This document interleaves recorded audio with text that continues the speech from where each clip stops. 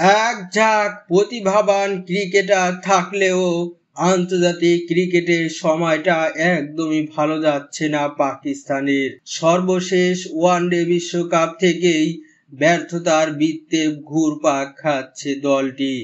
তবে এবার দলটিতে এক অদ্ভুত পরিবর্তন আসতে যাচ্ছে বলে মনে করেন দক্ষিণ আফ্রিকার সাবেক ক্রিকেটার এবি ডিভিলিয়ার্স। বিশ্বকাপের পর থেকেই পাকিস্তান দলের কোনো স্থায়ী কোচ ছিল না।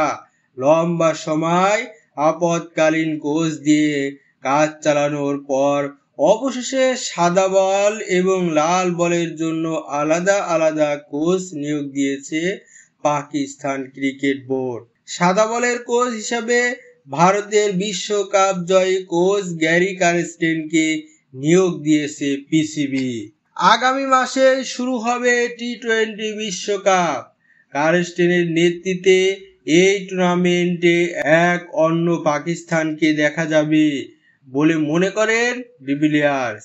নিজের ইউটিউব চ্যানেলে এক ভিডিওতে এই বিষয়ে কথা বলেছেন মিস্টার 360 ডিগ্রি নামে খ্যাত এই ক্রিকেটার। ডিভিলিয়ার্স বলেন, আমি শুধু একটা কথাই বলতে চাই, আরো গোছালো পাকিস্তান দেখার জন্য প্রস্তুত হন কিছু খেলোয়াড়ের নিজেকে শীর্ষে তুলে ধরা দেখতে, যারা বিশ্ব মঞ্চে নিজেদের জানান দেবে এবং খেলাটাকে পরবর্তী ধাপে নিয়ে যাবে। কারস্টেনের প্রথম বড় চ্যালেঞ্জ হবে জুনে যুক্তরাষ্ট্র ও ওয়েস্ট ইন্ডিজে হতে যাওয়া টি-20 বিশ্বকাপ। গত আসরে ফাইনাল খেলা বাবরের দল এবার গ্রুপ পর্বে ভারত, আয়ারল্যান্ড, কানাডা ও যুক্তরাষ্ট্রের সঙ্গে খেলবে।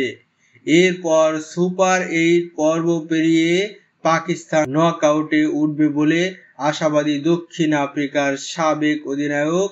পাকিস্তান সাদা বল ক্রিকেটে খুবই প্রতিদ্বন্দ্বিতাপূর্ণ দল হয়ে উঠবে। আমি আশা করছি তারা টি-20 বিশ্বকাপের নকআউটের দরজায় কড়া নাড়বে।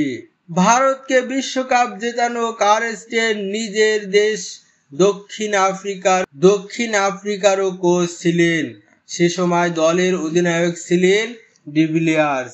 কারস্টেনের প্রশংসা করতে গিয়ে তিনি বলেন, আমি তোমার চেয়ে ভালো নয়, শুধু তোমাকে সঙ্গ দিতে এসেছি। সেটা হোক চাপের সময়, ভালো সময় বা মন্দ সময়। দক্ষিণ আফ্রিকার কোচ হয়ে আসার পর ঠিক এটাই বলেছিলেন আমাকে, যেটা তিনি ভারতেও করেছেন। সেখানে 2011 বিশ্বকাপও জিতেছেন। সবাই দেখেছে ওই সময় ভারতীয় দল কেমন উন্নতি করেছিল।